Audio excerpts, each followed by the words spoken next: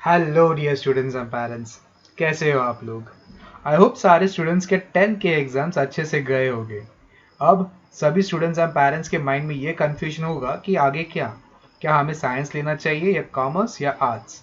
आज मैं ये वीडियो आपके सारे कन्फ्यूजन्स क्लियर करने और आपको एक क्लियर आइडिया देने बना रहा हूँ।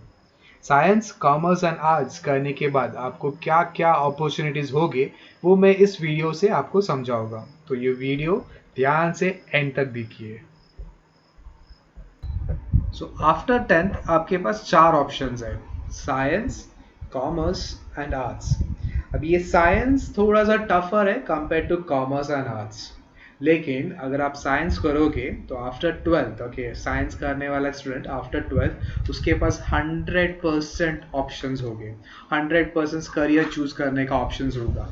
लेकिन कॉमर्स करने वाले स्टूडेंट्स साइंस के रिलेटेड, साइंस से रिलेटेड कौन सा भी स्ट्रीम होगा उसमें वो चूज नहीं कर सकता है। सेम फॉर आर्ट्स, लेकिन साइंस करने वाला स्टूडेंट कॉमर्स का भी फील्ड चूज कर सकता है या फिर आर्ट्स का भी फील्ड चूज कर सकता है। सो साइंस करने वाले स्टूडेंट के पास 100% अपॉर्चुनिटीज होता है, कॉमर्स वाले के पास एक 40% होता है और आर्ट्स करने वाले के पास 20% होता है। अब फोर्थ ऑप्शन है डिप्लोमा। ये डिप्लोमा क्या होता है? ये डिप्लोमा एक इंजीनियरिंग का बेसिक प्री प्राइमरी स्कूल बोल सकते हैं। डिप्लोमा एक 3 इयर्स का कोर्स होता है। उसमें कैसा होता है, आफ्टर 10th आपको ये 3 इयर्स करना पड़ेगा अगर आपने इंजीनियरिंग करना ही है। अगर आपने डिसाइड कर दिया होगा तो डिप्लोमा कीजिए। ओके, डिप्लोमा के बाद डायरेक्ट आपको इंजीनियरिंग ही करना पड़ेगा। अभी डिप्लोमा में होता कैसा है, आफ्टर 10th आपको 3 इयर्स स्टडी करना पड़ता है। उसके बाद डायरेक्ट आपको इंजीनियरिंग में सेकेंड ईयर में एडमिशन मिल जाएगा। अभी इसमें कैसा होता है, 11th-12th करने की जरूरत नहीं, after 10 3 years and directly second year में एडमिशन। लेकिन इसमें भी एक डिसएडवांटेज है, बहुत बड़ा डिसएडवांटेज। वो क्या है मैं बोलता हूँ। सपोज आपके स्टूडेंट ने डिप्लोमा किया 3 इयर्स, उसके बाद आपको सेकेंड ईयर में इंजीनियरिंग मिल गया, एडमिशन मिल गया। सपोज कौन से भी रीजन की वजह से वो सेकेंड ईयर कंप्लीट नहीं कर पाया, सपोज वो सेकेंड ईयर में फेल हो गया। अभी उस स्टूडेंट को लग रहा है कि मुझसे इंजीनियरिंग नहीं होगा, मुझसे ये हो नहीं रहा है, मुझे दूसरा कौन सा करियर में स्विच करना है। लेकिन अभी इस केस में प्रॉब्लम क्या होता है कि उसने 11th और 12th किया नहीं है, चाहे वो कौन से भी फील्ड्स हो, 11th और 12th किया नहीं है, तो इस वजह से वो करियर स्विच नहीं कर पाएगा। अभी स्विच करने के लिए क्या करना पड़ेगा, उसे 11th 12th फिर से करना पड़ेगा। सो ये 11th एंड 12th फिर से करना पड़ेगा। तो अभी इसमें नुकसान कितना है देखिए, डिप्लोमा के 3 इयर्स, ये सेकेंड ईयर वाला 1 साल, ओके, 3 इयर्स प्लस 1 4 एंड ये 2 साल 5 6 इयर्स कंप्लीटली गए। करेक्ट। ऐसे बहुत सारे स्टूडेंट्स हैं जिसका ये नुकसान होता है। बहुत सारे स्टूडेंट्स 10th के बाद डिप्लोमा करते, 3 इयर्स करते, सेकेंड ईयर या फिर थर्ड ईयर या फिर फोर्थ ईयर में जाने के बाद फेल होते। So most of the time second year में ही फेल होके आते और बोलते कि मुझसे इंजीनियरिंग नहीं हो रहा है। तो उनके इसमें 3 + 1 4 5 6 इयर्स चले गए। तो बाकी स्टूडेंट्स है, उनके एज के बाकी स्टूडेंट्स है, वो 6 इयर्स पीछे हो जाते हैं। फिर वो 11th-12th करने के बाद फिर करियर स्विच करते हैं। तो मेरा एक सजेशन ये होगा, पर्सनल सजेशन ये होगा, आप 11th-12th करो, फिर बाद में इंजीनियरिंग में जाइए। 11th-12th करने के बाद अगर सपोज इंजीनियरिंग में गए, फर्स्ट ईयर में सपोज फेल होता है सपोज, तो आपके पास तुरंत करियर स्विच करने का एक ऑप्शन होता है। तुरंत आप इंजीनियरिंग छोड़ के बाकी के सारे स्ट्रीम्स में आप ऑप्ट कर सकते हो। तो उसमें सिर्फ आपका 1 ईयर का ही नुकसान होगा। तो हमें सोच समझ के डिसीजंस लेना है, ऐसे इम्पल्सिव हो कि मैं इंजीनियर ही करूँगा ऐसा नहीं करना है। हमें सारे चीज़ों के प्रोज एंड कॉन्स दोनों भी देखना है, सारे पॉजिटिव पॉइंट्स भी देखना है, नेगेटिव पॉइंट्स भी देखना है। तो मेरा रिकमेंडेशन ये होगा, तो साइंस कीजिए। और कॉमर्स और जो आर्ट्स करने वाले बच्चे उनको भी यही बोलूँगा मैं कि आप साइंस करो। ठीक है, कुछ पेरेंट्स बोलेंगे कि या मेरे स्टूडेंट, मेरा बच्चा जो भी है वो इतना स्कॉलर नहीं है या फिर वो इतना पढ़ता नहीं है कि साइंस करे, या फिर बहुत सारे पेरेंट्स को ये टेंशन होता है कि वो साइंस में पास होगा या फेल होगा एंड ऑल। ठीक है, आपको एक छोटा सा मैथ समझाता हूँ। सारे सब्जेक्ट्स के मार्क्स होते हैं 100 मार्क्स, ओके, पर सब्जेक्ट 100 मार्क्स का होता है। उसमें से 30 मार्क्स जो होता है प्रैक्टिकल होता है, वो कॉलेज या फिर स्कूल के थ्रू होता है। 30 में से सपोज एक 25 मार्क्स तो वो कैसे भी करके दे देंगे, 25 मार्क्स स्कूल वाले या फिर कॉलेज वाले दे देंगे। 100 में से पासिंग होता है 40, 25 मार्क्स तो स्कूल वाले या फिर कॉलेज वाले दे देंगे। उसके ऊपर से बाकी 70 में से एटलीस्ट 15 मार्क्स भी लेता है, अगर आपका स्टूडेंट 15 मार्क्स भी लेता है तो भी 40 मार्क्स हो जाएगा। ये एकदम वर्स्ट सिनेरियो, ओके। आज तक एक भी स्टूडेंट इस रीजन की वजह से फेल नहीं हुआ है। मेरे पास बहुत सारे वीक स्टूडेंट्स आके गए, वो आराम से 12th पास होके ही गए। आज तक एक भी स्टूडेंट 12th में फेल नहीं हुआ है। तो 25 मार्क्स स्कूल से फ्री में मिल जाएगा, उसके बाद ये 15 मार्क्स ही लेना है आपको। ये मैं वर्स्ट कंडीशन बोल रहा हूँ, ओके। ये वर्स्ट कंडीशन, मैं ये नहीं बोल रहा कि आपके स्टूडेंट को 40 मार्क्स ही मिलना चाहिए। सो अगर एक स्टूडेंट को 40 मार्क्स में मिलता है, जब रिजल्ट आएगा तो उसके पास साइंस स्ट्रीम से किया हुआ एक सर्टिफिकेट रहेगा, करेक्ट। अभी साइंस के बाद आपके पास कौन सा भी फील्ड में जाने का एक ऑप्शन मिल जाएगा। आप शायद तो कॉमर्स वाले फील्ड में जाओ या फिर आर्ट्स वाले फील्ड में जाओ, तो आपके पास 100% ऑप्शन होंगे।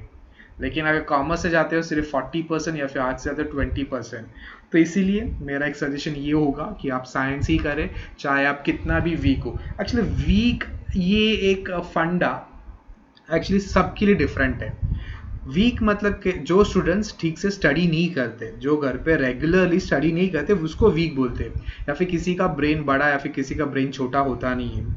अगर एक स्टूडेंट रेगुलरली एटलीस्ट 7 डेज में से 5 डेज तो भी 3 आवर्स या फिर मिनिमम 2 आवर्स तो भी रेगुलरली स्टडी कर दिया, तो उसे एक ऑन एन एवरेज कम से कम एक 65 to 70% 12th में मिल जाएगा। ये श्योर शॉट है।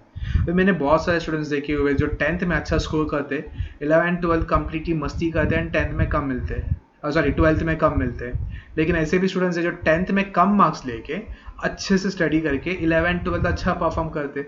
सो ये वीक जो है वो कॉन्सेप्ट ही भूल जाइए। अगर स्टूडेंट स्टडी करने के रेडी है, अगर अच्छे से कौन से कहीं पे भी जाइए, आपको हार्डवर्क तो करना ही पड़ेगा, ठीक है। तो मेरा सिर्फ इतना कहना है कि आप साइंस चूज करें। साइंस चूज करने के बाद आपको 100% अपॉर्चुनिटीज होगा। अभी क्या क्या अपॉर्चुनिटीज है मैं बोलता हूँ आपको, ठीक है। सिर्फ साइंस के बाद सिर्फ आपको इंजीनियरिंग या फिर मेडिकल ही नहीं है, उसके अलावा भी बहुत सारे अपॉर्चुनिटीज है जो आपको शायद पसंद आया, अभी मैं वीडियो के थ्रू बोलता हूँ, ठीक है। तो साइंस चूज करिए, फिर देखते हैं अभी क्या होता है, ओके। सो अभी नेक्स्ट देखते हैं कि साइंस में कौन से सब्जेक्ट्स होते हैं, क्या क्या होते हैं। अभी सपोज आपने साइंस लेना चूज कर लिया, ओके। साइंस अगर आपने डिसाइड किया कि मुझे साइंस ही लेना है, तो अभी ये पार्ट जो है वो ध्यान से सुनिए, ओके। सारे स्टूडेंट्स, सारे पेरेंट्स ध्यान से सुनिए, क्योंकि ये बहुत इंपॉर्टेंट है आपको चूज करने के लिए। आपका करियर इसी पे डिपेंड करता है। सपोज आपने साइंस में एडमिशन ले लिया, तो आपको सब्जेक्ट्स चूज करना पड़ता है। तो उसमें सब्जेक्ट्स कौन से होते हैं वो मैं बोलता हूँ। टोटल 6 सब्जेक्ट्स होते हैं, ओके। टोटल मार्क्स होता है 600, ओके। सब्जेक्ट्स का टोटल मतलब फाइनल एग्जाम में, 12th का फाइनल एग्जाम में टोटल मार्क्स होता है 600। व्यू कैसे होता है, लेट्स सी। इंग्लिश कंपलसरी होता है, फिजिक्स भी कंपलसरी होता है, केमिस्ट्री भी कंपलसरी होता है। अभी बचता है मैथ्स एंड और बायोलॉजी। इसमें मैंने एंड और लिखा हुआ है, ठीक है। इसका मतलब ये होता है कि आप मैथ्स एंड बायोलॉजी दोनों भी चूज कर सकते हो, या फिर मैथ्स और बायोलॉजी में कौन सा भी एक भी चूज कर सकते हो। सपोज अगर किसी स्टूडेंट ने डिसाइड कर दिया कि मुझे मेडिकल फील्ड जाना ही नहीं है, या फिर मुझे बायोलॉजी पसंद ही नहीं है, तो वो बायोलॉजी ड्रॉप कर सकता है, ठीक है। सिर्फ मैथ्स रख सकता है। या फिर कौन से स्टूडेंट को अगर मैथ्स पसंद नहीं है, सिर्फ बायोलॉजी पसंद, तो मैथ्स ड्रॉप कर सकता है, वो बायोलॉजी रख सकता है। तो ये दोनों में से कौन सा भी एक लेना कंपलसरी है, या फिर दोनों भी रख सकते हो। एंड लैंग्वेजेस में भी हिंदी या फिर मराठी, दोनों नहीं, only one, okay. Only one होता है। तो अभी इन शॉर्ट 1 2 3, अगर मैथ्स एंड बायोलॉजी ले रहे हो 4 5, इनमें से एक 6 into 100 600 marks. Getting one more time, ये English physics chemistry compulsory 100 100 100 300। Maths और बायोलॉजी दोनों लेते हो तो मैथ्स एंड बायोलॉजी के दोनों मिला के 200, 300 + 200 500। इन दोनों में से एक, तो 100 marks extra 600 marks, okay. Suppose imagine करो कि एक स्टूडेंट ने बायोलॉजी ड्रॉप कर दिया। बायोलॉजी ड्रॉप करने के बाद अभी कितना होता है, ये 100, ये 200 300। मैथ्स तो लेना ही पड़ेगा, बायोलॉजी तो ड्रॉप कर दिया 400, और इसमें से 500। तो बचे हुए 100 मार्क्स किस में से होगा, बचे हुए 100 मार्क्स इनमें से होगा। अब इनमें से भी ध्यान से सुनिए, पहले इनकी बात करते हैं, नीचे के दो, ओके। ज्योग्राफी, फ्रेंच और जर्मन। अभी ये कुछ कॉलेजेस में ही होता है, ठीक है। तो ये फ्रेंच और जर्मन ऐसा एक सब्जेक्ट है जो आप ये बायोलॉजी ड्रॉप करके भी ले सकते हो, या फिर हिंदी मराठी जो होता है ये भी ड्रॉप करके फ्रेंच जर्मन ले सकते हैं। ये सारे कॉलेजेस में नहीं होते, कुछ कुछ कॉलेजेस में होता है। ज्योग्राफी में का ऑप्शन कैसा होता है, कुछ कुछ कॉलेजेस में आप अगर बायोलॉजी ड्रॉप करते हो तो ये ज्योग्राफी ले सकते हो। लेकिन कुछ कुछ कॉलेज लाइक अभी अपने यहाँ पे दस्तूर एक कॉलेज है, वहाँ पे ये लैंग्वेजेस होता ही नहीं है। ओके, लैंग्वेजेस होता ही नहीं है, तो उनके पास बाय डिफॉल्ट क्या आता है, ज्योग्राफी आता है। गेटिंग, उनके पास बाय डिफॉल्ट ये हिंदी मराठी होता नहीं है, हिंदी मराठी के जगह पे ज्योग्राफी ही होता है। सो ये 1 2 3 4 5 500। अभी आप पूछोगे अभी भी फिर भी कम है, एक 100 मार्क्स का तो प्रॉब्लम हो रहा है। तो उस केस में ये सारे सब्जेक्ट्स, ये 3 सब्जेक्ट्स होता है। अभी इन सब्जेक्ट्स को हम लोग बाइफोकल सब्जेक्ट बोलते हैं। ओके, ये वर्ड याद रखना, बाइफोकल। Okay, bifocal subjects. अभी इसका मार्किंग स्कीम कैसे होता है मैं बोलता हूँ। इंफॉर्मेशन टेक्नोलॉजी जो होता है 100 मार्क्स का होता है। ओके, ध्यान से सुनिए। ओके, इंफॉर्मेशन टेक्नोलॉजी जो होता है 100 मार्क्स का होता है। कंप्यूटर साइंस और इलेक्ट्रॉनिक्स, ये दोनों सब्जेक्ट्स होता है 200 मार्क्स का। तो ये IT, information technology, computer science almost सारे कॉलेज में होते हैं कि 99% कॉलेज में ये दोनों सब्जेक्ट्स होते हैं। इलेक्ट्रॉनिक्स कुछ ही कॉलेज में होते हैं, लाइक जैसे कि फर्ग्यूसन कॉलेज में है, और ऐसे कुछ कुछ कॉलेज में ही होता है। सो आईटी, कंप्यूटर साइंस ऑलमोस्ट सारे कॉलेज में होता है। अभी आईटी में कैसा होता है, ये 100 मार्क्स का सब्जेक्ट होता है, कंप्यूटर साइंस होता है 200 मार्क्स का। सो हम लोग आईटी और कंप्यूटर साइंस के बारे में बात करते हैं, ठीक है। सो अभी अगर आपने बायोलॉजी ड्रॉप कर दिया, तो आपको ये आईटी, इंफॉर्मेशन टेक्नोलॉजी या फिर ज्योग्राफी लेना पड़ेगा। यहाँ तक समझ में आया? आपने अगर हिंदी मराठी छोड़ दिया और बायोलॉजी भी छोड़ दिया तो आपको इंफॉर्मेशन टेक्नोलॉजी और ज्योग्राफी लेना पड़ेगा। चलो वन मोर टाइम। तो कंपल्सरी सब्जेक्ट्स कौन से? English, physics, chemistry. आपने बायोलॉजी ड्रॉप कर दिया तो मैथ्स। कितने हो गए? 1 2 3 4 400। अभी इसमें से अगर आपको हिंदी मराठी भी नहीं चाहिए वो भी आप ड्रॉप कर सकते हो, ठीक है। चलो फॉर टाइम बिंग अभी हम कंसिडर कर रहे हैं कि हम लोगों ने हिंदी ले लिया। अभी हिंदी ले लिया, ओके, हिंदी ले लिया, और अब हमें बायोलॉजी के जगह पे एक सब्जेक्ट चाहिए, वो रहेगा आईटी, इंफॉर्मेशन टेक्नोलॉजी। ओके, तो लेट्स काउंट 1 2 3 4 5 6 600 मार्क्स हो रहे हैं। अभी कुछ कुछ स्टूडेंट्स को हिंदी भी नहीं चाहिए, उनके लिए भी ऑप्शन है ज्योग्राफी। समझ में आया? तो ये English, physics, chemistry, maths, geography, IT, total कितने हो गए? 6 सब्जेक्ट, 600 मार्क्स। अगर उन्हें बायोलॉजी भी रखना है, मैथ्स भी रखना है, फिर हिंदी मराठी नहीं चाहिए, वो भी उनके पास ऑप्शन होता है कि हिंदी मराठी भी स्किप कर सकते हैं, उसके जगह पे ये ज्योग्राफी वो ले सकते हैं। Okay fine, same case for उन स्टूडेंट्स के लिए जिनको बायो रखना है लेकिन मैथ्स नहीं चाहिए। सो सेम केस 1 2 3, मैथ्स के जगह पे बायो रहेगा, एंड सेम ये ज्योग्राफी और आईटी, ठीक है। Okay fine. नेक्स्ट केस ऐसा होता है कि अगर उन्होंने, किसी स्टूडेंट ने कंप्यूटर साइंस या फिर इलेक्ट्रॉनिक्स ले लिया, इसका एडवांटेज ये होता है कि 200 मार्क्स का है, करेक्ट। 200 मार्क्स मतलब 600 का 700 नहीं हो जाएगा। इसमें कैसा होता है, अगर कंप्यूटर साइंस और इलेक्ट्रॉनिक्स ले रहे हो, आपके पास 2 सब्जेक्ट्स छोड़ने का ऑप्शन मिलता है। 2 सब्जेक्ट छोड़ने का मतलब ये नहीं कि इंग्लिश, फिजिक्स, केमिस्ट्री, इनमें से नहीं, आपको इनमें से छोड़ने का ऑप्शन मिलता है, ठीक है। मैथ्स एंड बायोलॉजी में से कौन सा भी एक, दोनों नहीं, मैथ्स एंड बायोलॉजी दोनों नहीं छोड़ सकते हो, दोनों में से एक छोड़ सकते हो, ठीक है। अगर आप ये कंप्यूटर साइंस ले रहे हो तो बाय डिफॉल्ट बायोलॉजी चला जाएगा, आपको मैथ्स ही लेना पड़ेगा, और उसके साथ साथ ये हिंदी या फिर मराठी जो भी लैंग्वेज होगा वो भी चला जाएगा। सो अगर आपने कंप्यूटर साइंस, सीएस और इलेक्ट्रॉनिक्स ले लिया तो आपके सब्जेक्ट्स क्या क्या होंगे? इंग्लिश होगा, ठीक है, फिजिक्स होगा, उसके बाद केम होगा, केमिस्ट्री, तो ये तीनों भी कंपल्सरी सब्जेक्ट है। मैथ्स भी होगा, मैथ्स भी, अगर कंप्यूटर साइंस और इलेक्ट्रॉनिक्स, ये बेसिकली मैथ्स से ही डिपेंड करते हैं, तो ये सब्जेक्ट्स हो गए, ठीक है। और आपका हिंदी मराठी चला जाएगा और आपके पास रहेगा कंप्यूटर साइंस। तो इसको 2 सब्जेक्ट्स कंसिडर करना, ओके, 200 मार्क्स का। सो 1 2 3 4 5 6, ओके, टोटल हो गए 600 मार्क्स। अब ये कंप्यूटर साइंस और इलेक्ट्रॉनिक्स का एडवांटेज क्या है? 200 में से 100 मार्क्स का प्रैक्टिकल एग्जाम होता है। प्रैक्टिकल एग्जाम मतलब कॉलेज की तरफ से, तो 100 में से 85-90 मार्क्स तो आराम से कॉलेज वाले दे देंगे, गेटिंग। कंप्यूटर साइंस लिया आपने तो आपको 100 में से 80 या फिर 90 95 तो आराम से देते, पर स्टिल एक बहुत एक्सट्रीम वर्स्ट कंडीशन कंसिडर करके चलते 85 तो मिनिमम मिलना ही मिलना है, उससे नीचे एक मार्क भी कम नहीं होने वाला। तो 85 मार्क्स इजीली, अगर आपका अटेंडेंस कंप्लीट है, अगर आपने असाइनमेंट्स दिया होगा तो 85 मार्क्स डेफिनेटली आपको कॉलेज वाले दे देंगे।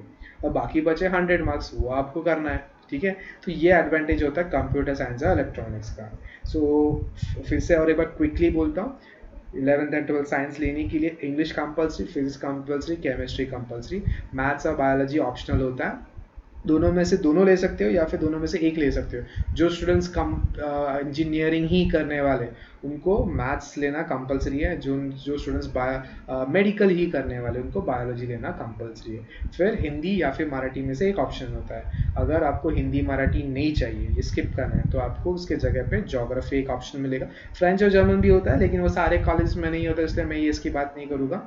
तो मैं डायरेक्टली ज्योग्राफी की बात करता हूँ। सो हिंदी मराठी ये लैंग्वेज ही नहीं चाहिए आपको, ओके, ये लैंग्वेज नहीं चाहिए तो डायरेक्टली ज्योग्राफी ले सकते हो। ओके, अगर आपको ज्योग्राफी लिया, ओके, आपने ज्योग्राफी ले लिया, अभी आपको बायोलॉजी भी नहीं चाहिए तो आप डायरेक्टली आईटी ले सकते हो। अगर आपने कंप्यूटर साइंस लिया तो डायरेक्टली आपका बायो भी जाएगा और ये लैंग्वेज भी जाएगा। आई होप आपको इतना समझ में आया होगा।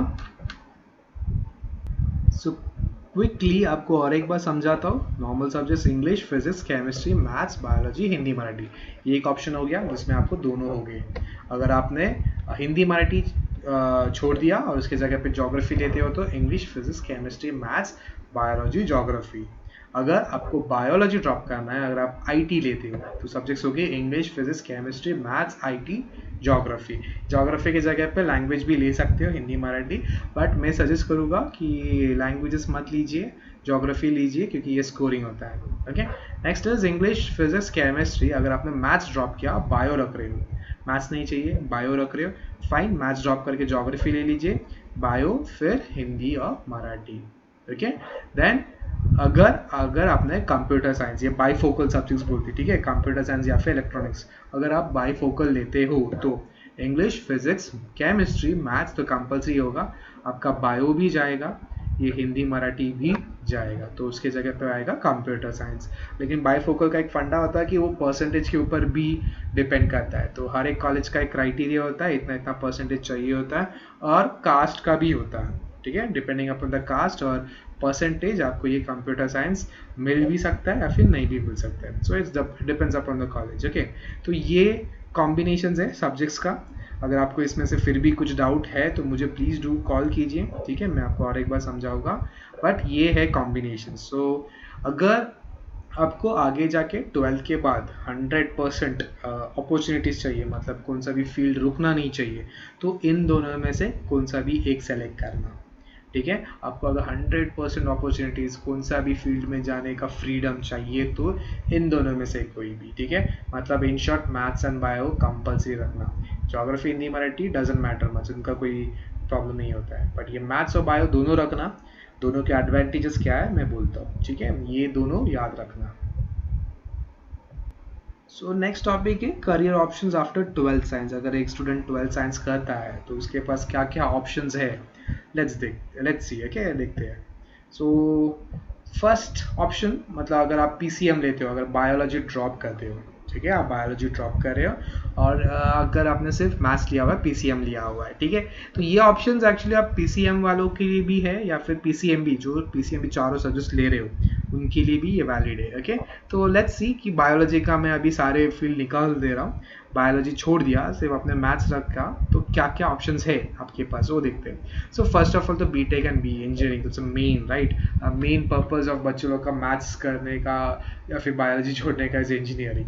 सो इंजीनियरिंग बीटेक या फिर बीईएफ, बैचलर ऑफ इंजीनियरिंग भी बोलते हैं, 4 years का कोर्स होता है, ठीक है, उसका एंट्रेंस एग्जाम्स होता है, एमएचसीटी महाराष्ट्र कॉमन एंट्रेंस टेस्ट, ये महाराष्ट्र स्टेट के लिए होता है, महाराष्ट्र स्टेट के कौन से भी कॉलेज में एडमिशन चाहिए तो आपको एमएचसीटी कंपलसरी देना पड़ेगा।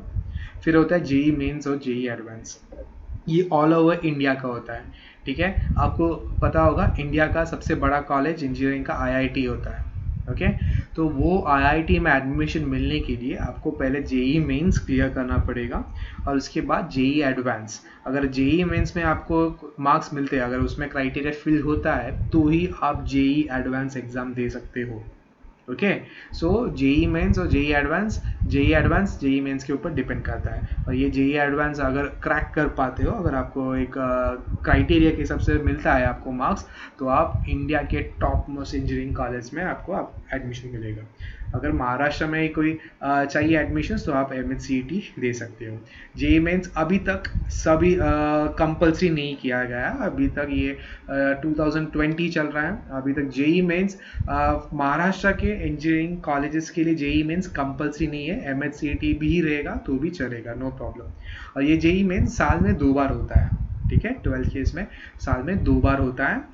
और एक होता है 12th एग्जाम्स के पहले, बोर्ड्स के पहले, और एक बोर्ड्स के बाद होता है, ठीक है। उसका शेड्यूल, टाइम टेबल सब दिया जाएगा।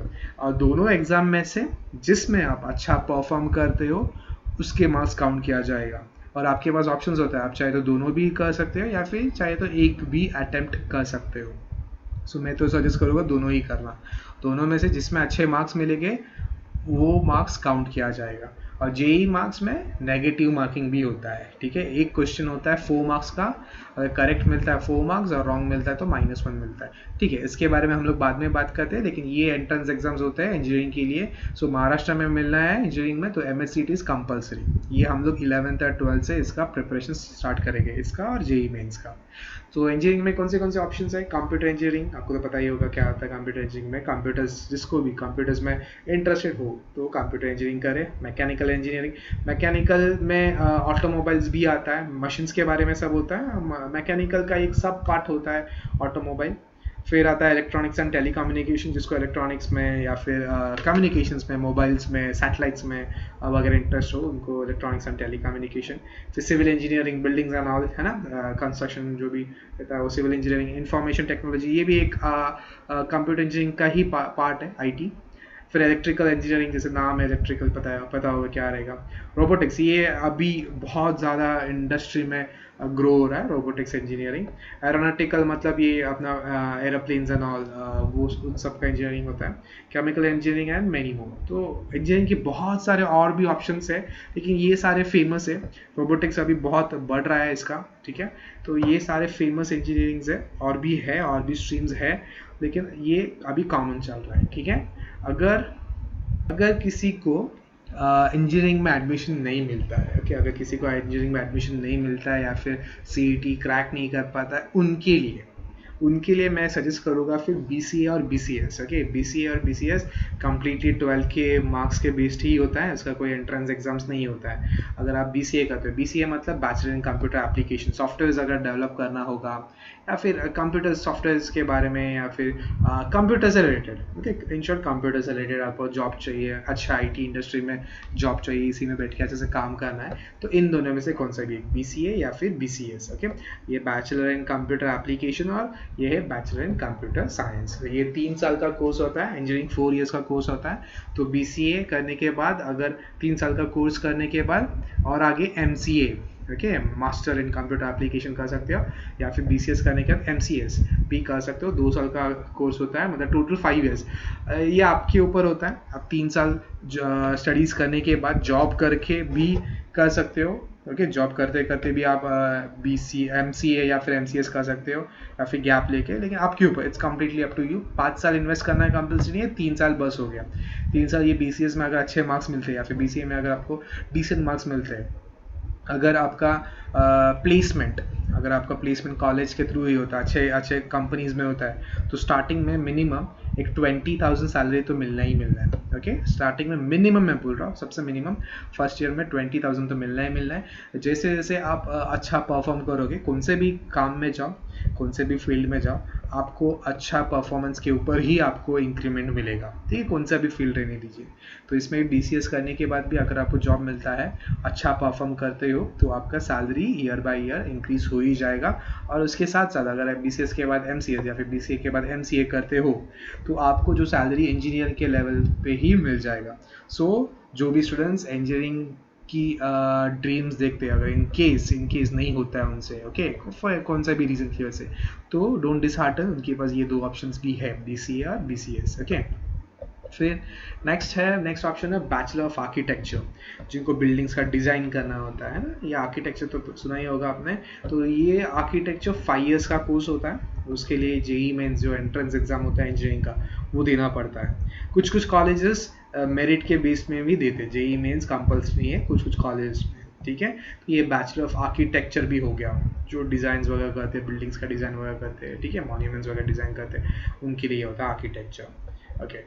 नेक्स्ट ऑप्शन होता है मर्चेंट नेवी, ये भी बहुत अच्छा एक ऑप्शन है, ओके, बहुत अच्छा है। इसमें नॉर्मली 6 महीने शिप में होता है और 4 मंथ्स का हॉलीडेज होता है, आप घर पे बैठ सकते हो, लेकिन सैलरी इतना अच्छा होता है, ऑलमोस्ट 1 लाख के आसपास होता है, ठीक है। तो ये मर्चेंट नेवी में जाने के लिए आपको 1 ईयर का डिप्लोमा कोर्स भी मिलता है, या फिर BSc मतलब बैचलर ऑफ साइंस, ये याद रखना, ठीक है। बैचलर ऑफ साइंस कर सकते हो नॉटिकल टेक्नोलॉजी, ये याद रखना है, कोर्स का नाम है। या फिर बीटेक भी कर सकते हो naval architecture and ship building में, ठीक है। ये कोर्सेज के नाम है जिसके थ्रू आप मर्चेंट नेवी में जा सकते हो। मर्चेंट नेवी मतलब शिप में, ओके, शिप में काम करना। शिप में भी बहुत सारे अलग अलग काम होते हैं, ओके। उसमें ड्राइवर से लेके मशीन रिपेयरर, ठीक है, इंजीनियर्स, इन शॉर्ट इंजीनियर्स लगते हैं वो शिप को ये चलाने के लिए, और बहुत सारे ऑप्शंस होते हैं वो शिप के लिए, तो वो मर्चेंट नेवी के अंदर आता है। तो एक अच्छा पोस्ट में जो है तो उनको मंथली 1 लाख के ऊपर सैलरी ही होता है, ठीक है। तो मर्चेंट नेवी भी एक अच्छा ऑप्शन है, ठीक है। नेक्स्ट है कॉमर्शियल पायलट, पहले हम पानी की बात करते हैं, अभी हवा की बात करते हैं। कॉमर्शियल पायलट मतलब पायलट जो नॉर्मल एरोप्लेन उड़ाते हैं, जो नॉर्मल मतलब ये इंडिगो बोलो या फिर स्पाइस जेट, ऐसे जो फ्लाइट्स होते हैं, या फिर हेलीकॉप्टर्स, जो प्राइवेट हेलीकॉप्टर्स होते हैं वो जो उड़ाते हैं, उनको कॉमर्शियल पायलट बोलते हैं। तो आप बोलोगे दूसरा कौन सा आता है, दूसरा होता है मिलिट्री का, ठीक है। मैं एयरफोर्स की बात नहीं कर रहा, मैं कॉमर्शियल पायलट की बात कर रहा हूँ, जो पैसेंजर्स को लेके जाते हैं, ठीक है। कॉमर्शियल पायलट बनने के लिए training from aviation institutes, aviation मतलब हवा में जो होता है उसको एविएशन बोलते हैं, ठीक है। एरोप्लेन्स की बात कर रहा हूँ, एविएशन इंस्टीट्यूट्स में होता है, या फिर BSc इन एविएशन साइंस, तो ये 2 कोर्स होते हैं। इसके बाद ये करने के बाद आप कॉमर्शियल पायलट बन सकते हो। एक बार पायलट बन गए तो आपको सैलरी का पैकेज मतलब बहुत ज़्यादा होता है। नॉर्मल एक फ्लाइट उड़ाने, नॉर्मल मतलब एक कार्गो प्लेन्स जो होता है, कार्गो मतलब जो सामान लेके जाता है, ठीक है, नो पैसेंजर्स नहीं है, सामान लेके जाने वाले पायलट्स को भी उनको मंथली एक 2.5 लाख मिलता है मंथली, ओके। पैसेंजर्स को उनसे ज़्यादा मिलता है, लेकिन इसमें अच्छे से पढ़ाई करना होगा, ओके। तो लेकिन पैकेजेस अच्छा मिलता है, ये भी एक अच्छा ऑप्शन है। फिर आता है बैचलर ऑफ साइंस, BSc, ठीक है। ये अभी जितने भी कोर्सेज हमने डिस्कस किए उनमें से सबसे इजीएस्ट बोल सकते हैं, ठीक है। Bachelor of science BSc, bachelor of science होता है, उसमें स्पेसिफाइड सब्जेक्ट्स होते हैं, उनमें स्पेशल सब्जेक्ट्स होते हैं, फिजिक्स होता है, केमिस्ट्री होता है, मैथ्स होता है, ठीक है। ये तीनों तो आपको पता ही होगा। फिर एग्रीकल्चर के रिलेटेड भी आप कर सकते हो BSc, स्टैटिस्टिक्स और फोरेंसिक। एग्रीकल्चर से रिलेटेड किया तो आप एक एग्रीकल्चर ऑफिसर बन सकते हो, ठीक है। जिनमें से जो फार्मिंग के इक्विपमेंट्स या फिर उनके सीड्स या फिर उनके फर्टिलाइजर्स वगैरह चेक करने वाला गवर्नमेंट ऑफिसर्स बन सकते हो।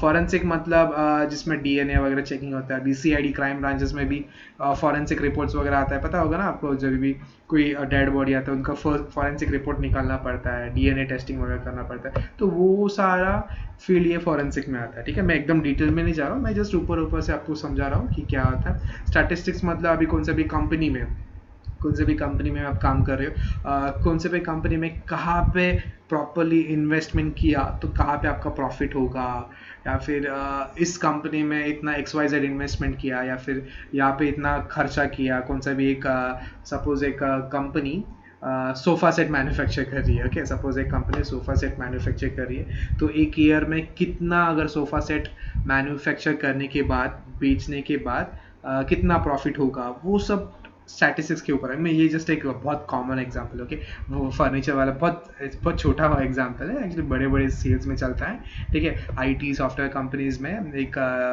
पीपल होते हैं स्टैटिस्टिक्स करने के लिए कि कौन सा सॉफ्टवेयर कितने में बेचना चाहिए सो दैट कंपनी का इतना प्रॉफिट होगा, वो सब करने के लिए, ठीक है। तो वो सब ये फिजिक्स केमिस्ट्री मैथ्स करने के बाद भी आपके पास ऑप्शंस होते हैं कि फिजिक्स तो बन नहीं सकते, लेकिन अगर टीचर्स भी बनते हो, अगर एक फिजिक्स टीचर या फिर केमिस्ट्री टीचर या फिर मैथ्स टीचर बनते हो कॉलेजेस में सिखाने के लिए 11th और 12th सिखाने वाले, तो उनका भी एक डिसेंट सैलरी होता है, कम से कम दिन का 1000 रुपीज़ तो मिलता है, तो महीने का एटलीस्ट एक 30,000 तो आप एक्सपेक्ट ही कर सकते हो बीएससी करने के बाद। अगर आप बीएससी के बाद एमएससी इसके बाद का ये जो कोर्स होता है एमएससी करते हो तो उससे भी ज़्यादा सैलरी एक्सपेक्ट कर सकते हो, ठीक है।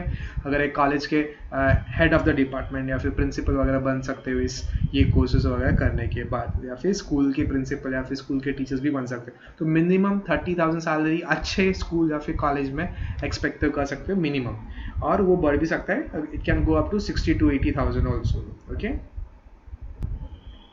फिर नेक्स्ट आता है हमारा सबसे मोस्ट रेप्यूटेड जॉब। मैं ऐसा नहीं बोल रहा कि बाकी के जॉब्स को रेप्यूटेशन नहीं है, लेकिन एनडीए, इंडिया मतलब पता होगा national defence academy, army, air force, navy, तो इन सब के लिए मेरा पर्सनल ओपिनियन से तो उनका रेप्यूटेशन ज़्यादा ही है कंपेयर टू बाकी सारे इसमें से, ओके। तो आपको एनडीए में जाना होगा तो आप आफ्टर 12th एंट्रेंस एग्जाम्स दे सकते हो, ठीक है। 12th के बाद एंट्रेंस एग्जाम्स देने के बाद आप आर्मी ज्वाइन कर सकते हो, फिर एयरफोर्स ज्वाइन कर सकते हो, या फिर नेवी, है ना। आर्मी पता होगा ना क्या था, आर्मी मतलब ज़मीन से जो कॉम्बैट करते हैं, ज़मीन से जो फाइट करते हैं वो। एयरफोर्स मतलब फ्लाइट्स एंड ऑल, नेवी मतलब शिप्स एंड ऑल, शिप से जो सबमरीन से जो वॉर करते हैं वो, ठीक है। तो 12th के बाद एंट्रेंस एग्जाम देना होता है, उसके बाद ये आपके ऊपर होता है। अगर आपका एंट्रेंस एग्जाम्स क्रैक होता है तो आपके ऑप्शंस होते हैं, आपके पास ऑप्शंस होते हैं आर्मी, एयरफोर्स, नेवी, तीनों में से कौन सा भी एक में जा सकते हो, ठीक है। तो अभी आर्मी, एयरफोर्स, नेवी में जाने के बाद आफ्टर 12 जाने के बाद डायरेक्टली आपको सोल्जर वगैरह नहीं बनाते, आपको ट्रेनिंग भी मिलता है, उसके साथ साथ कौन सा एक कोर्स भी करना पड़ता है, इट डिपेंड्स अपॉन यू। तो बीटेक कर सकते हो, मतलब इंजीनियरिंग कर सकते हो, बीएससी कर सकते हो, बैचलर ऑफ कंप्यूटर साइंस, वो उसमें से कंप्यूटर साइंस नहीं, bachelor of science, sorry bachelor of science कर सकते हो, उसमें से कौन से भी एक फील्ड में स्पेशलाइजेशन करेंगे। और बीए, ये तो एक्चुअली कॉमर्स और आर्ट्स के लिए है, लेकिन आप भी चूज़ कर सकते हो, साइंस वाले भी चूज़ कर सकते हैं, ओके। ये तीनों में से एक इसमें आपके ऊपर होता है डिसीजन पूरा, तो इन तीनों में से एक में करना पड़ता है स्पेशलाइजेशन। नेक्स्ट आता है SCRA, ये होता है स्पेशल क्लास रेलवे अप्रेंटिस। अभी इसका मतलब क्या होता है, ओके, ये थोड़ा सा डिटेल में एक्सप्लेन करना पड़ेगा मुझे, जस्ट एक सेकेंड। या अभी रेलवे तो आपको पता है, ये इंडियन रेलवे इस दुनिया का सबसे हाईएस्ट जॉब रिक्रूटमेंट का एक कंपनी नहीं बोल सकता, एक है, मतलब सबसे ज़्यादा इस दुनिया में कौन सा फील्ड है या फिर कौन सा एजेंसी जो ये करते हैं, इंडियन रेलवेज, ओके। तो आपको इंडियन रेलवे में आपको जॉब मिलना होगा। तो अभी इंडियन रेलवे में कैसा होता है कि ग्रुप A, B, C और D होता है। D मतलब एकदम जो भी क्लीनर्स जो साफ सफाई करते हैं वो ग्रुप डी में आते हैं, ग्रुप सी में थोड़ा सा और ऊपर, ग्रुप बी में और थोड़ा ऊपर, ग्रुप ए में। Group A is a top level, okay. तो ये मैं ग्रुप ए की बात कर रहा हूँ। तो अगर ये SCRA मतलब स्पेशल क्लास रेलवे अप्रेंटिस बनना है तो आपको 12th के बाद UPSC एग्जाम देना पड़ेगा, गवर्नमेंट एग्जाम देना पड़ेगा। उसके बाद अगर आप क्रैक करते हो तो 4 इयर्स मैकेनिकल ट्रेनिंग होगा, ट्रेन के बारे में सब कुछ सिखाएंगे, सब कुछ मैकेनिकल ट्रेनिंग होगा। उसके बाद आपको ग्रुप ए में डाल दिया जाएगा। ग्रुप ए में एक बार जॉब मिल गया, गवर्नमेंट जॉब मिल गया तो लाइफ तो फुल सेट ही हो गया, ठीक है। बहुत अच्छा सैलरी पैकेज भी होता है, ठीक है। और अगर आप नॉर्मल के थ्रू जा रहे हो, मतलब 12th के बाद अगर आपको सपोज इससे थ्रू नहीं मिल गए, फिर भी आप ग्रुप सी से भी स्टार्ट कर सकते हो, ठीक है। फिर बाद में प्रमोशन वगैरह लेके 8 तक पहुंच सकते हो, लेकिन ये बहुत बेस्ट तरीका होगा, ठीक है। तो 12th के बाद UPSC एग्ज़ाम देना है। उसके बाद अगर मिलता है स्पेशल क्लास रेलवे अप्रेंटिस में ये मिलता है तो 4 इयर्स मैकेनिकल ट्रेनिंग वो उनके तरफ से होगा, हम लोग का नहीं, उनके तरफ से होगा, ठीक है। और आपको ग्रुप ए में दिया जाएगा। जैसे मैंने आपको स्टार्टिंग में बोला कि जो भी स्टूडेंट साइंस में है वो साइंस वाला स्टूडेंट कॉमर्स वाले फील्ड में भी जा सकता है या फिर आर्ट्स वाले फील्ड में भी जा सकता है। अगर सपोज 11th-12th किया उसने, अगर उसको साइंस पसंद ही नहीं आया तो वो चाहिए तो कॉमर्स फील्ड में भी जा सकता है।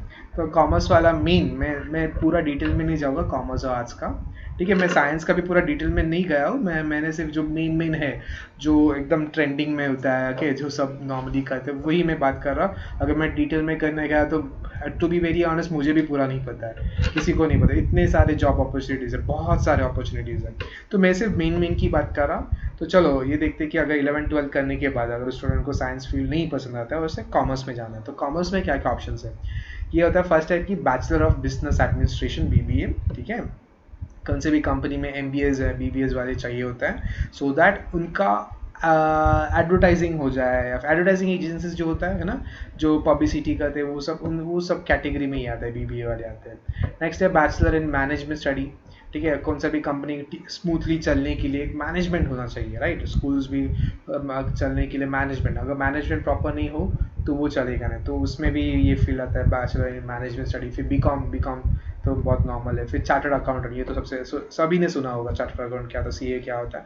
CA मतलब जो भी टैक्स वगैरह पे करते हैं, जो भी फिनेंशियल एडवाइसेस होते हैं वो होता है। तो अगर CA भी करते हो तो भी अच्छा स्कोप है, ठीक है।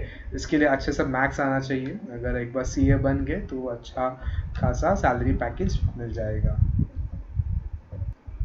सपोज अभी साइंस वाले स्टूडेंट को साइंस भी पसंद नहीं आया, कॉमर्स भी नहीं पसंद आया, फिर आर्ट्स के प्रोफेशन में भी जा सकता है। तो आर्ट्स में भी क्या क्या मैं सिर्फ मेन ही बात कर रहा हूँ, ठीक है। तो फर्स्ट ऑफ ऑल साइकोलॉजी एक है, ठीक है। साइकोलॉजी मतलब ह्यूमन नेचर के बारे में स्टडी करना, वो सब स्टडी करना होता है साइकोलॉजी। उसके बाद आता है फाइन आर्ट्स। फाइन आर्ट्स में म्यूजिक, डांस, एक्टिंग एक्सेट्रा बहुत सारे ऑप्शंस हैं, ठीक है। तो आप म्यूजिक में इंटरेस्टेड हो तो ये फाइन आर्ट्स कीजिए, डांस में इंटरेस्टेड हो तो ये फाइन आर्ट्स कीजिए, या फिर एक्टिंग में इंटरेस्टेड हो तो फाइन आर्ट्स कीजिए। वैसे सोशियोलॉजी है, लैंग्वेजेस है, लैंग्वेज जैसे इंग्लिश, हिंदी, मराठी, कौन से भी सब्जेक्ट में स्पेशलाइजेशन करना होगा तो आप आर्ट्स के फील्ड में जा सकते हो।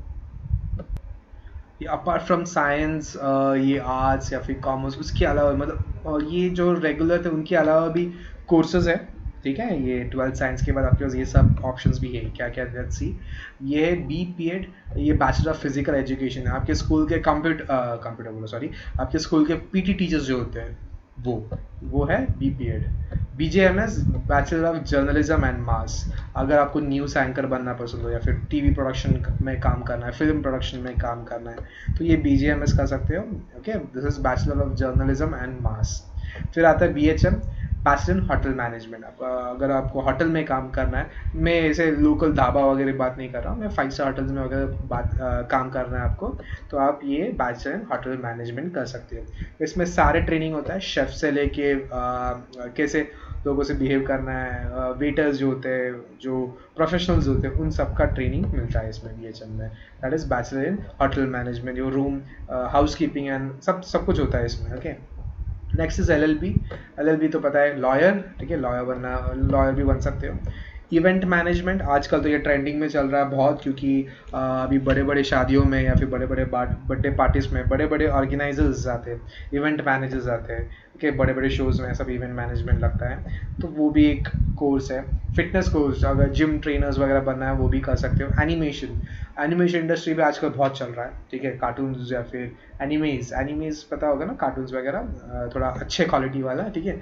तो वो सब आपको उसमें इंटरेस्ट है तो आप एनिमेशन भी कर सकते हो। तो एनिमेशन के लिए से आपको ड्राइंग वगैरह अच्छा आना चाहिए, ओके।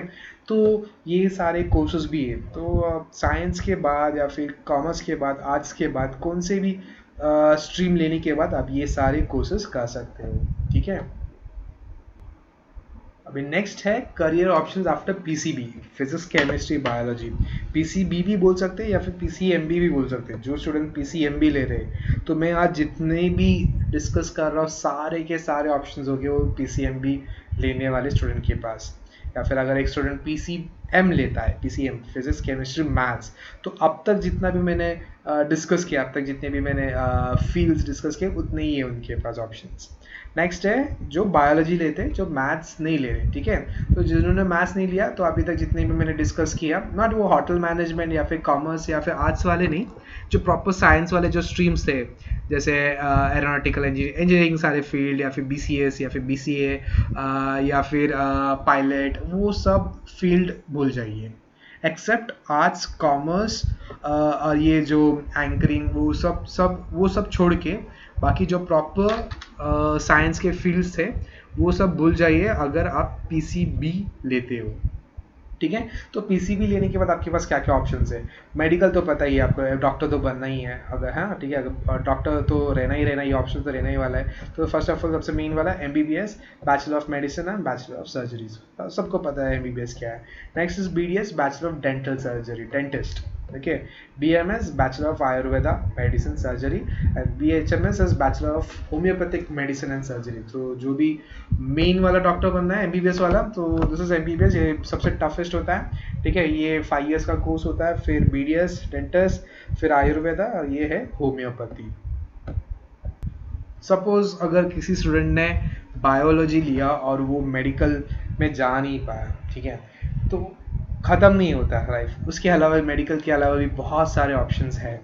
तो वो क्या क्या, लेट्स सी। अच्छा, मैंने एक चीज़ बोलना ही भूल गया कि ये मेडिकल में जाने के लिए आपको एंट्रेंस एग्ज़ाम देना होता है, वो होता है NEET, okay, national entrance eligibility test. तो वो देना होता है, तो वो ऑल ओवर इंडिया का होता है। उसमें अगर क्रैक करते हो, वो एंट्रेंस एग्जाम अगर क्रैक करते हो, तो ही आपको मेडिकल में आपको एडमिशन मिलेगा, ठीक है। चलो, अगर सपोज आपको मेडिकल में एडमिशन नहीं मिला, तो आपके पास क्या क्या ऑप्शंस है। या फिर वो स्टूडेंट्स जिनको बायोलॉजी पसंद है या फिर मैथ्स बिल्कुल भी पसंद नहीं है और अब उनके पास कोई ऑप्शन नहीं है, इसलिए बायोलॉजी लेना पड़ रहा है, और फिर भी उनको ये MBBS या फिर डॉक्टर वगैरह नहीं बनना है, तो उनके पास क्या क्या ऑप्शंस है। तो ये BPT bachelor of physiotherapy, physiotherapy तो पता होगा, जो प्रोफेशनल मसाजर्स होते हैं, बॉडी एक्स होता है ना, बॉडी एक्स होता है, पैर में प्रॉब्लम या फिर हाथ में प्रॉब्लम या बैक एक्स होता है, तो वो सब जो ट्रीटमेंट करते हैं, जो मसाज करके ट्रीटमेंट करते हैं, उसको बैचलर ऑफ फिजियोथेरापी बोलते हैं। तो वो एक होता है। फिर होता है BSc इन ऑप्टोमेट्री, ऑप्टोमेट्री मतलब आई से रिलेटेड, ओके। जो स्पेक्स के दुकान डालते हैं वो, उनको सब ये BSc इन ऑप्टोमेट्री करना पड़ता है। फिर BSc इन डायलिसिस, जिनका ब्लड प्यूरिफिकेशन ठीक से होता नहीं है, मतलब किडनी जिसका खराब होता है, उनको हमेशा ब्लड प्यूरिफिकेशन करना पड़ता है, तो उसको हम लोग डायलिसिस बोलते हैं। तो ये नॉर्मली डॉक्टर्स नहीं करते, डॉक्टर्स आके प्रिस्क्राइब करते हैं, लेकिन वो करने वाले डायलिसिस टेक्नीशियंस होते हैं, तो वो करते हैं। फिर नेक्स्ट होता है BSc इन कार्डियक टेक्नोलॉजी। कार्डियक मतलब हार्ट से रिलेटेड, जब भी आपको हार्ट का कोई भी ऑपरेशन होगा, तो सारे काम डॉक्टर्स ही नहीं करते। जैसे डायलिसिस में डायलिसिस टेक्नीशियंस होते हैं, इसमें कार्डियक टेक्नीशियंस भी होते हैं, ठीक है। तो उधर भी कार्डियक BSc इन कार्डियक टेक्नोलॉजी भी कर सकते हैं।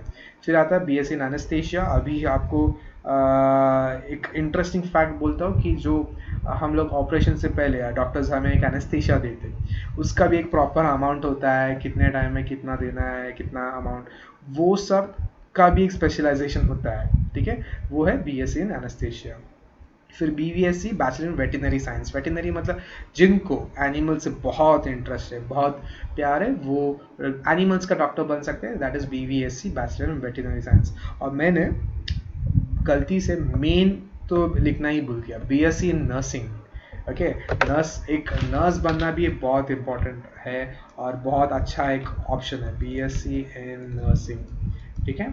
तो ये भी एक बहुत अच्छा करियर ऑप्शन है, BSc इन नर्सिंग। इसमें दोनों का ऑप्शन है, सिर्फ फीमेल को नहीं, मेल को भी ऑप्शन है, मेल नर्सेस भी होते हैं। तो ऑन एवरेज कम से कम स्टार्टिंग में उनको एक 20,000 के अराउंड तो सैलरी मिलता ही है इन BSc नर्सिंग, ओके। मैंने गलती से ये मिस हो गया, लेकिन ये भी एक ऑप्शन है, अच्छा ऑप्शन है। चलो, जिनको डॉक्टर नहीं बनना है या फिर पैरामेडिकल नहीं बनना है, उनके लिए और एक ऑप्शन है फार्मेसी, मेडिकल, राइट। सो उनमें भी एक ऑप्शन डी फार्म होता है, that is diploma in pharmacy, and B pharm होता है बैचलर ऑफ फार्मेसी। डिप्लोमा मतलब वो बैचलर में एकदम डिटेल में स्टडी होता है, सिंपल। बैचलर में एक डिटेल में स्टडी होता है, डिप्लोमा में सिर्फ उसका थोड़ा बहुत स्टडीज होता है। तो उनके पास उनके ऊपर रेस्ट्रिक्शंस होते हैं, सारे काम नहीं कर सकते जो बी फार्म वाले कर सकते हैं, ठीक है। और होता है BSc in clinical research, research के ऊपर होता है, फाइन। अगर उनमें भी इंटरेस्ट नहीं है, और भी ऑप्शंस है BSc बैचलर ऑफ साइंस में भी, बैचलर ऑफ साइंस के और भी स्पेशलाइजेशंस होते हैं। बैचलर ऑफ साइंस ये PCM वालों के लिए भी थे, फिजिक्स केमिस्ट्री, राइट, फिजिक्स था, केमिस्ट्री था, स्टैटिस्टिक्स था। तो वैसे ही से बायोलॉजी के स्टूडेंट्स के लिए भी है, वन इज बायोटेक्नोलॉजी, फिर home science, life science, biology, botany.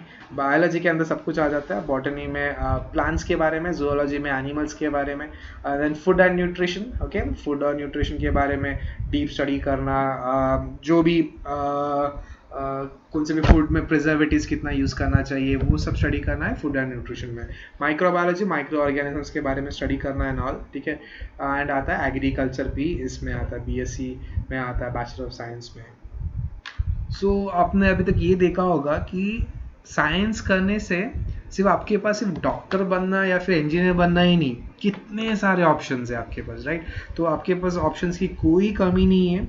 तो अगर आप ये साइंस फील्ड नहीं लेते हो तो ये सारा ऑप्शंस चला जाएगा, ठीक है। तो कॉमर्स लेते हो तो आपके पास बहुत काम ऑप्शंस हो गए। फिर से ये अभी अगर सपोज बायोलॉजी लिया आपने, ठीक है, ये जो मैंने पहले डिस्कस किया था, business commerce management, bachelor of business admin, BBA, BMS, BCom और CA, ये सब वो स्टूडेंट्स भी कर सकते हैं जिन्होंने साइंस में बायोलॉजी लिया है, समझ रहे हो। जिन्होंने साइंस में मैथ्स लिया वो भी कर सकते हैं, जिन्होंने साइंस में बायोलॉजी लिया वो भी कर सकते हैं, या फिर वो स्टूडेंट्स जो PCMB मतलब दो चारों के चारों मतलब मैथ्स भी ले रहे हो बायोलॉजी भी ले रहे हो वो भी कर सकते हैं। मतलब इन शॉर्ट एक साइंस वाला स्टूडेंट कॉमर्स के सारे फील्ड कर सकता है या फिर आर्ट्स के भी सारे फील्ड कर सकता है, उनके पास बहुत सारे ऑप्शंस है। ओके, तो ये सारे कोर्सेज देखो, ये तीनों भी, कि कॉमर्स वाले, ये आर्ट्स वाले और ये अदर कोर्सेज मतलब LLB, PT सर्स, okay, bachelor of journalism maths, तो ये सारे फील्ड जो होते हैं वो सब साइंस के स्टूडेंट्स कर सकते हैं। सो इन शॉर्ट साइंस मतलब सिर्फ इंजीनियरिंग और मेडिकल ही नहीं है, और भी है। ये मैंने सिर्फ एक रफ आइडिया दिया आपको, इससे भी डिटेल में है, ठीक है। तो ये सब कैसे, ये सब फेमस कोर्सेज है जो सब करते हैं। इसके अलावा भी बहुत सारे कोर्सेज है जो अभी बहुत ऊपर आ रहा है, जो डेवलपिंग है, ओके, बहुत सारे कोर्सेज है। अगर और भी डिटेल चाहिए या फिर किसी भी फील्ड के ऊपर और भी आपको डिटेल चाहिए, मैं बेसिकली एक इंजीनियर हूँ, ठीक है, तो मुझे ज़्यादा करके PCM के ज़्यादा फील्ड्स जो है वो पता है। मेडिकल में और भी बहुत सारे फील्ड्स है जो मुझे भी नहीं पता, लेकिन अगर आपको और भी इंफॉर्मेशन चाहिए उसके बारे में रिसर्च कर सकता हूँ, या फिर उससे रिलेटेड कोई भी पर्सन को अपॉइंट कर सकता हूँ। हमारे बायोलॉजी टीचर्स है या फिर मेडिकल फील्ड में भी मेरे बहुत सारे फ्रेंड्स हैं, तो उनसे मैं आपकी बात करवा सकता हूँ या फिर उनका एक सेशन ले सकता हूँ जो मेडिकल में और भी डिटेल में करना चाहते हैं, ठीक है।